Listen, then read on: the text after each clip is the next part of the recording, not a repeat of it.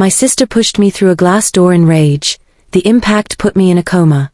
And when I finally opened my eyes, everything had changed forever. She's bleeding. Oh God, there's so much blood everywhere. What did you do, Vanessa? What did you do? I didn't mean to. She made me so angry. She's always making me angry. Somebody call 911. Caroline isn't responding. My sister shoved me through a glass door in pure rage. The impact sent me into a coma that lasted 3 weeks. Imke. They say comas feel like sleeping, but that's a lie. I heard everything. Every whispered word, every choked sob, every pathetic excuse. For 21 days, I lay trapped inside my own body while my family revealed who they really were around what they believed was my unhearing shell. That's how I discovered my sister Vanessa had been fantasizing about hurting me for months, and my parents had been feeding her rage the entire time. Growing up as Vanessa's younger sister felt like sharing a house with a live grenade. She was 3 years older than me, supposedly more mature, definitely physically stronger. But where most big sisters guard their little siblings with their lives, Vanessa saw me as a rival who needed to be crushed. Why does she even exist? I once overheard her ask our mother when she thought I was playing in the backyard. I was 12. She was 15. Everything was perfect before she showed up and ruined it all. Mom's response still echoes in my nightmares. Vanessa, sweetheart, you're still our special girl. Caroline's just here. That single word summed up my entire existence in our family. Just here. Vanessa was the golden child. Gorgeous, popular, star of the basketball team at Roosevelt High. I was the bookish one who loved painting and photography, who earned straight A's without breaking a sweat, who teachers constantly praised for being wise beyond my years. That wisdom wasn't some natural gift. It was pure survival instinct. I learned fast to shrink myself down, to never overshadow Vanessa, to apologize for taking up too much space in her orbit. My best friend, Nathan, was the only person who saw past my act. We'd been neighbors since first grade, and he'd witnessed enough of Vanessa's so-called accidents to recognize the truth hiding underneath. That bruise covering your shoulder isn't from tripping over your backpack, is it? He confronted me one afternoon when we were both 14. Vanessa was just horsing around. She doesn't realize how strong she gets sometimes. Caro, she's captain of the basketball team and hits the gym 5 days a week. She knows exactly how strong she is. He was absolutely right. But what options did I have? Every single time I tried telling my parents what was happening, they had their arsenal of excuses ready. Sisters fight sometimes. You're being too sensitive. Vanessa is dealing with enormous pressure right now. The pressure excuse was their favorite weapon.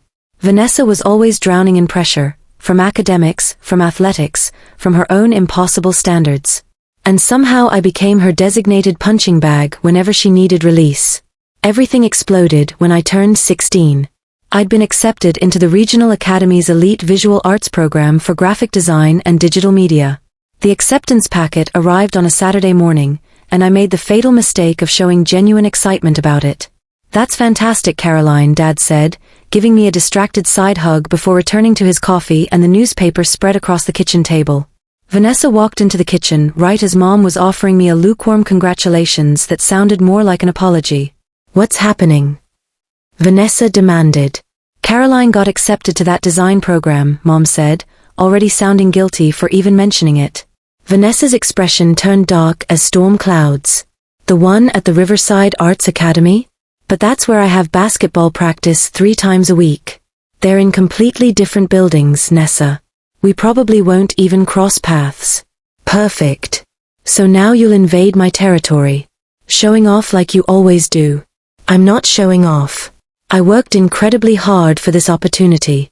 The slap came so fast I barely registered the movement. My cheek exploded with burning pain as I stared at her in complete shock. Vanessa, Mom said weakly. We don't hit in this house. She provoked me, Vanessa stated calmly, like she was discussing the weather, acting all superior about her stupid art program. Dad didn't even glance up from the sports section. Caroline, maybe dial down the celebration a bit. You know your sister's stressed about her college applications coming up. I pressed my hand against my stinging face, fighting back tears. She just hit me and you're telling me to calm down? Don't be so dramatic, Mom sighed heavily. It was barely a tap. Sisters fight. Nathan was absolutely furious when he noticed my face that afternoon. You need to document every single incident. Take photographs. What's the point? They don't care. Because eventually she's going to cross a line you can't come back from, and you'll need evidence. He helped me start a detailed journal, photographing every bruise, every injury, every close call. I kept everything hidden at his house since Vanessa regularly searched through my bedroom. The situation deteriorated when Vanessa didn't get accepted to her dream university. She'd been counting on a full basketball scholarship to Duke, but they gave it to someone from North Carolina instead. This is karma, she hissed at me that night, cornering me in the hallway outside our bedrooms. All your achievements, all your showing off. You jinxed my entire future. Nessa, that doesn't even make logical sense. She grabbed my wrist and twisted viciously until I cried out. Everything terrible in my life happens because you exist. Mom and Dad baby you constantly. Teachers worship you. Everyone thinks you're so incredibly special. Well, you're not. You're a leech. She released me with a violent shove, and I stumbled backward, cradling my wrist protectively. It wasn't fractured, but the pain lasted for days. I couldn't hold my sketching pencils properly for a week, falling behind in my design assignments. My art teacher, Ms. Fletcher, noticed immediately. Caroline, what happened to your wrist? I fell down some stairs. She studied me with knowing eyes. You understand I'm legally required to report suspicious injuries. Please don't. It'll only make my home situation worse. Her eyes reflected sadness and understanding. My classroom is always a safe space if you need someone to talk to. The spring art exhibition was supposed to be my shining moment.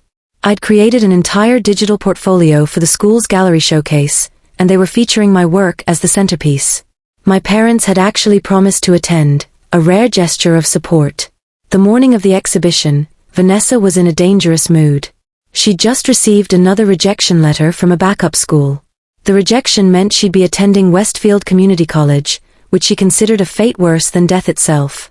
Must be nice, she said, watching me press my exhibition dress, getting everything handed to you while I get nothing but rejection. Nessa, I'm genuinely sorry about the college situation. No, you're not. You're probably thrilled. Poor Vanessa finally fails at something, while perfect Caroline gets another award ceremony. That's not true at all. I want you to succeed. Liar. She moved closer, her face flushed with rage. You've been sabotaging me our entire lives. Being born was your first act of sabotage. I can't help being born. Well, maybe you should have tried harder not to be. I turned away, refusing to engage any further. The exhibition started in 6 hours and I needed to focus my energy there. But Vanessa wasn't finished with me. Don't you dare walk away from me, she snarled, grabbing my shoulder and spinning me around forcefully. The momentum made me stumble backward. We were standing in the upstairs hallway between our bedrooms, right next to the decorative glass door that led into Mom's home office space. It was frosted glass, thick and supposedly reinforced, with an expensive geometric pattern Mom had special ordered from some boutique in Portland. Nessa, please, not today. Just let me have this one day. Let you have a day? Like you've let me have anything? The Arts Academy was supposed to be my space, but you wormed your way in with your precious design work. College was supposed to be mine, but you had to be so flawless that everyone constantly compares me to you. That's not even remotely true. Shut up. Her hands shot out, shoving me with terrifying force. I flew backward, my arms flailing desperately, trying to find balance, but there was nowhere to go except straight into that glass door. I remember thinking absurdly that Mom was going to be furious about her expensive custom door. Then my head and shoulders slammed into the glass with devastating impact. The supposedly reinforced door exploded into 1,000 pieces. Later, investigators discovered it had been installed completely wrong, with regular plate glass instead of the required safety glass. Instead of crumbling into harmless pebbles, it shattered into massive razor-sharp shards. I felt the sickening impact, the glass surrendering beneath me, the jagged edges slicing deep into my skull and throat. Then I was falling backward into Mom's office, deadly glass raining down around me like crystal snow. She's bleeding. Oh God, there's so much blood everywhere. What did you do, Vanessa? What did you do? I didn't mean to. She made me so angry. She's always making me angry. Somebody call 911. Caroline isn't responding. Those were the final words I heard clearly before the darkness swallowed me whole. But the darkness wasn't absolute. I existed in a terrifying space between life and death. Aware but completely unable to respond. Hearing but unable to speak. The doctors called it a medically induced coma, initially necessary to reduce the dangerous swelling pressing against my brain. But when they attempted to bring me back to consciousness, I didn't wake up. The head trauma had been catastrophic. Skull fractures in 3 places, brain bleeding, severe damage to the regions controlling consciousness and motor function. She's incredibly lucky to be alive, Dr. Robertson told my parents. I heard every word, floating in my strange half-existence. The glass severed a major artery in her neck. If your neighbor hadn't been a paramedic and known exactly how to apply pressure, she would have bled out before the ambulance arrived. Nathan's father, Mr. Cooper, had heard the tremendous crash and Vanessa's hysterical screaming. He'd saved my life while my parents stood frozen in shock, and my sister kept repeating it was an accident. But as I lay there, trapped inside my broken body, I heard the real truth slowly emerge. Vanessa cracked first, just 3 days into my coma. My parents were having a hushed argument in my hospital room about mounting legal fees. Apparently, the district attorney was considering charging Vanessa with aggravated assault. Why should I be punished? Vanessa suddenly exploded. You always said she was the problem. You always agreed when I complained she made everything harder for me. We didn't mean for you to actually hurt her, Mom whispered desperately. But you never stopped me either. Every single time I pushed her, hit her, tormented her, you made excuses for my behavior. You taught me it was acceptable because she was too sensitive or dramatic or asking for it. Vanessa, lower your voice right now. Why? She can't hear anything we're saying. She's probably brain dead anyway. At least now she can't steal any more attention from me. The silence that followed felt suffocating. Even trapped in my coma, I could feel the terrible weight of it pressing down. She might die, Dad finally said. Your sister might actually die, and that's your only response? She's not my sister. She's a mistake you made that destroyed my life. More crushing silence. Then Mom, so quietly I almost missed it, maybe we should have gotten you therapy like your sister-in-law suggested years ago. Therapy for what? For being rightfully angry that you had another child when I was already perfect? You didn't have Caroline to hurt me intentionally, but you let me believe you did. Every time you comforted me by saying Caroline was just here, or that I was still your special girl, you fed my resentment. You created this monster. She was right. They had created this nightmare. And now I was paying the ultimate price for their failures. Nathan visited every single day without fail. He'd sit beside my hospital bed and talk about school, about the exhibition I'd missed, about how my portfolio had received a standing ovation even without me there to witness it. He also kept me updated about the criminal investigation developing around my case. They found your journal hidden at my house, Nathan said one afternoon. My mom gave everything to the police immediately. All those photographs, all those documented incidents you recorded. Vanessa's lawyer is trying to claim it's fabricated, but too many witnesses have come forward now. Teachers who noticed suspicious bruises. Neighbors who heard violent fights through the walls. Friends who watched her hurt you in public and said nothing. He squeezed my unresponsive hand gently. She's going down hard, Coro. And your parents, they're being investigated too, for criminal neglect, for failure to protect a minor in their care. I desperately wanted to squeeze back, to tell him I heard every word, but my body refused to cooperate with my mind. Dr. Reynolds, the neurologist overseeing my care, was brutally honest with my parents about my prognosis. Every day she remains in this coma state, the probability of full recovery diminishes significantly. You need to prepare yourselves mentally for the possibility that Caroline may never regain consciousness. What exactly does that mean? Mom asked, her voice breaking. Brain injuries are notoriously unpredictable. She could experience severe memory loss, dramatic personality changes, permanent physical disabilities. Or she could wake up tomorrow completely normal. We simply don't know. Vanessa was formally charged with aggravated assault and attempted murder. The incorrectly installed door actually worked against her defense, It demonstrated gross negligence on my parents' part for not ensuring basic home safety, and it significantly upgraded the criminal charges because my injuries were exponentially worse than a properly installed safety door would have caused. I heard my Aunt Claire arguing intensely with my parents about the entire situation. How could you allow this to continue for so many years? Everyone knew Vanessa was violent toward Caroline. Everyone in this family knew. She's our daughter, Dad protested weakly. You thought wrong. And now one daughter is lying in a coma, fighting for her life, and the other is facing decades in prison. The trial proceeded while I remained unconscious, trapped between worlds. Nathan faithfully kept me informed, sitting beside my bed, reading from his detailed notes. Vanessa tried to cry on the witness stand, but the prosecutor destroyed that performance immediately. They had your journal, the photographs, testimony from 15 different teachers and neighbors. Even some of her closest friends testified that she talked openly about wanting to hurt you permanently. My hand twitched involuntarily. It was the first real movement I'd made in weeks. The jury found her guilty on every single count. She's looking at 18 years minimum, Caro. 18 years. Another twitch. Nathan gasped and frantically called for the nurses.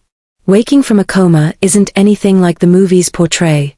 It's agonizingly slow, deeply confusing, and incredibly painful. First came brief flashes of awareness, then gradually the ability to squeeze fingers on command. Opening my eyes required 3 more excruciating days. Speaking required a full week after that. My first word was Nathan's name. He absolutely broke down sobbing. This boy who'd been my protector, my secret keeper, my truest friend, he cried like his heart was breaking when I croaked out his name. I'm here, he said through his tears. I've been right here the entire time. My parents were a completely different story. They hovered in the doorway like uncertain strangers, unsure whether they were even welcome in my hospital room. Caroline, Mom started tentatively. We're so incredibly sorry. We failed you completely. We understand that now. Arrangements. You're 17 now, nearly a legal adult. Your Aunt Claire has formally offered to take you into her home. Aunt Claire, who'd tried desperately to intervene years ago, who'd begged my parents to get Vanessa professional help and been told to mind her own business. Yes, I said without hesitation. I want to live with her. My parents protested vigorously, but they had absolutely no ground to stand on. They'd been found guilty of child endangerment and criminal neglect. They were fortunate to avoid prison time themselves. The day I was finally discharged from the hospital, Vanessa's sentencing hearing took place. 15 years in prison with possibility of parole after 10. She was 21 years old, which meant she'd be in her mid-30s when she got out. If she got out. Her basketball career, her college dreams, her entire future, all of it gone. Do you want to submit a victim impact statement? The prosecutor asked me. I considered it seriously. Part of me desperately wanted to face her, to force her to see what she'd done to me. But Nathan helped me realize something crucial. She already knows, he said. She's known all along. That's exactly why she hated you so much. Because you showed her who she really was, violent, jealous, enabled by parents who should have stopped her years ago. Your success highlighted all her failures in sharp relief. So I didn't attend the sentencing. I let my journal speak for me. All those documented years of systematic abuse. The judge read extensive excerpts during sentencing, and apparently Vanessa finally broke down completely, not from genuine remorse according to Nathan, but from the crushing realization that everyone could now see exactly what kind of person she truly was. Living with Aunt Claire felt like breathing freely for the first time in my life. No walking on eggshells constantly. No fear of violence erupting. No parents making excuses for my abuser. Just safety, genuine support, and space to heal properly. I should have fought harder for you, she said one evening over dinner. When you were younger, I should have called Child Protective Services myself instead of just arguing with your parents. You couldn't have known it would escalate to attempted murder. Couldn't I? Violence always escalates, Caroline. Always. That's what people don't understand until it's too late. She helped me continue my education, though my traumatic brain injury made everything significantly more challenging. I couldn't design graphics the way I used to. The part of my brain that understood complex spatial relationships had been permanently damaged. But I discovered a new path forward, art therapy for trauma survivors. You understand trauma on a cellular level, my academic advisor told me. You understand how creativity can heal because you've lived it. That's an invaluable gift you can share with others. I graduated high school a year late, but with academic honors. My parents came to the ceremony, sitting in the very back row, still desperately hoping for some kind of reconciliation. We've been attending therapy, Dad said afterward, trying to understand how we failed you so completely. That's good, I said neutrally. Keep going. Could we maybe meet for coffee sometime? Start rebuilding our relationship? No. You chose Vanessa over my safety for 17 years. You don't get to choose me now that she's locked away. Mom started crying. We love you, Caroline. We've always loved you. You love the idea of me, the quiet daughter who didn't complain while being systematically abused. But you didn't love me enough to actually protect me. That's not love. That's convenience. I walked away with Nathan and Aunt Claire flanking me on both sides.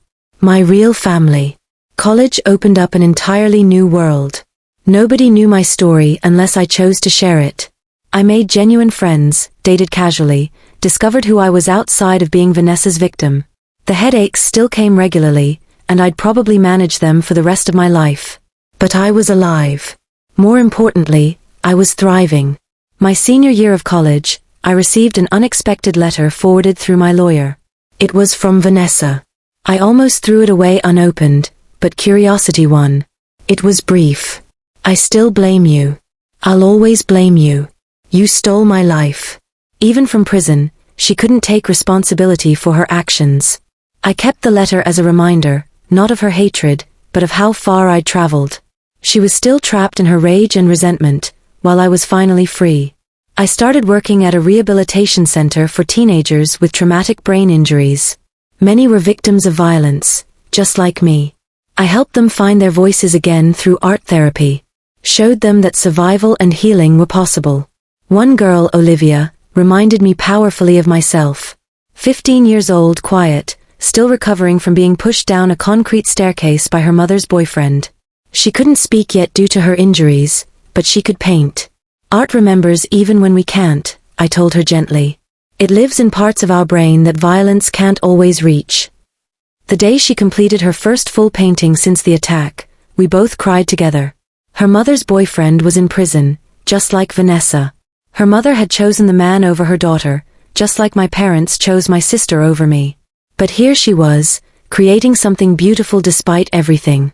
So here's my question for you. When someone tries to destroy you but ends up destroying themselves instead, do you owe them forgiveness to find your own peace? Or is your peace found in building a life so full and meaningful that their absence isn't even noticed? I built that life. And every day I wake up, I choose myself.